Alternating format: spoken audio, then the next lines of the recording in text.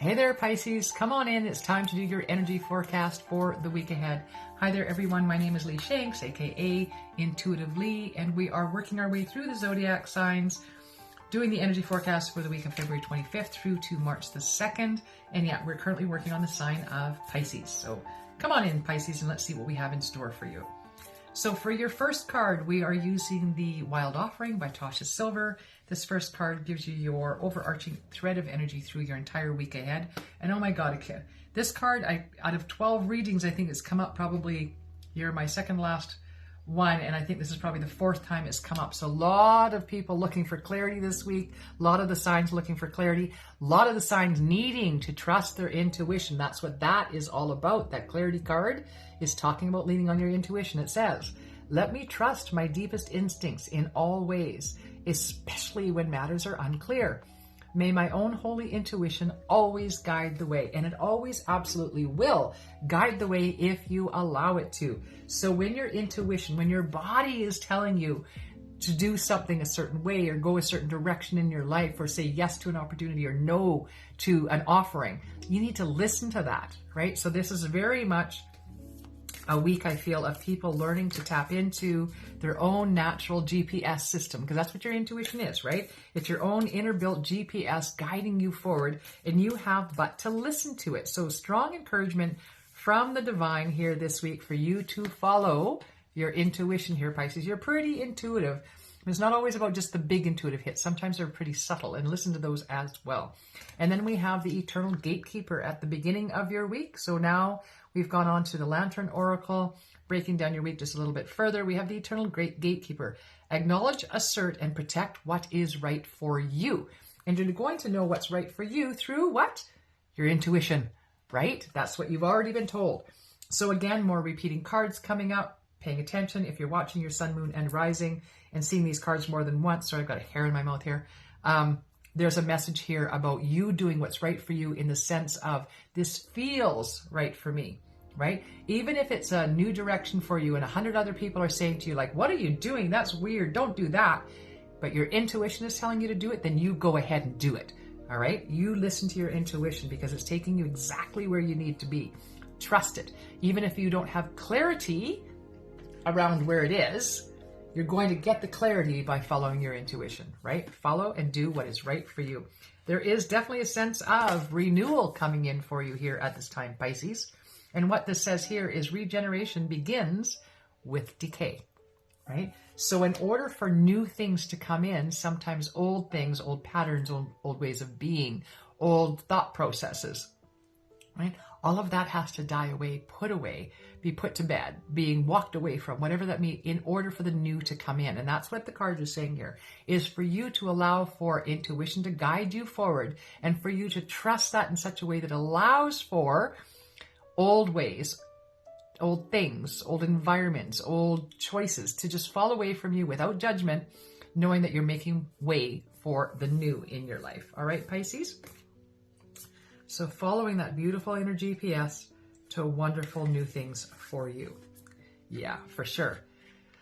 Yeah. And then how do we take that first step? We do it in the stillness, right? It's not always about taking action. Sometimes it's simply about that inner work that requires maybe setting intentions or doing a little bit of inner work, some self-forgiveness, radical acceptance, whatever that looks like for you. And it says, moving forward, the first step is taken within our stillness. The stillness being, again, that contemplation of what feels right for me at this time. Not this is what I should do. This is the path that I've always laid out. This is the direction I've always taken, right? Or this is what my family expects of me. This is what society expects of me. This is you saying, I know, and I know I've been heading off in this direction, making all the rest of you comfortable because I'm doing what you expect of me. But this time, I'm just more feeling like I need to go this way. I just feel that, and I know you don't agree with me, but I'm committed to it. I'm going to do it. And in that, you're just going to quietly contemplate not what that looks like for you, but the process of what you're doing, following your intuition. Allow yourself to sort of contemplate the feelings and how right it feels for you to do whatever it is. I'm just going to use a really quick example here. So I used to work for government. I used to be pretty high up in government communications. I was up in the executive office, and I had a lot of responsibilities. And where I was, it was a natural leap for me to leave that office and go into private industry. Okay.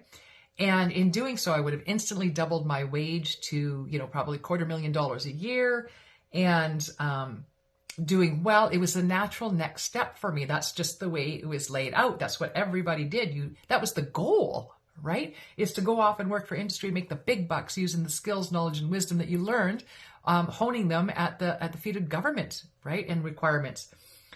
But when it was time for me to do that, when it came time, I knew I didn't want to be in communications anymore. I knew I wanted to take that next step. And that would have been my logical next step. But every fiber of my being was saying, no, you're not doing it. It's not for you. And I had to go to my husband and say, we've been contemplating next steps. I know we've talked about moving to where I'd be closer to industry. I'd actually been headhunted by a couple of companies by then.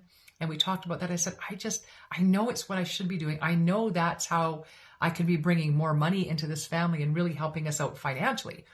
But my body, every fiber of my being is saying no. And I have to follow that. And thankfully, I've got the husband that I have that said, then don't do it. If that's not what you're feeling, don't feel you have to. Even though we didn't know what that meant for us. I knew I was getting out of my current occupation. I knew I was going in a different direction. I had no idea where it was leading us. No idea how it was going to affect the family. But I still followed my intuition. And it eventually led me here to you. And I'm so glad it did. And it took a lot. And it wasn't easy. There was a lot of challenges in there. But I have zero regrets. I have zero regrets about listening to my own intuition. All right. So I hope you can do the same. Stand in your power. Listen to your intuition. Is it guiding you to exactly where you need to be? Trust it. All right. Thank you so much for being here, Pisces. Thank you to each and every single one of you that reached out to me at my own time of difficulty here the last couple of weeks. Just something going on in my personal life here with my family, my boys. And so many of you reached out to me privately or said something on Facebook and supported me through that. I just want to give my gratitude to each and every one of you and let you know that it did help. It really, really did. And I appreciate you all for your efforts. Thank you so much. All right. If you'd like to know more about me, you can look me up at leeshanks.com. In the meantime, do hit your like, share, and subscribe. Hit your notification button if you're so inclined. And hopefully we'll see you back here next week. Thank you, Pisces. Take care. In the meantime, this is Intuitively signing off.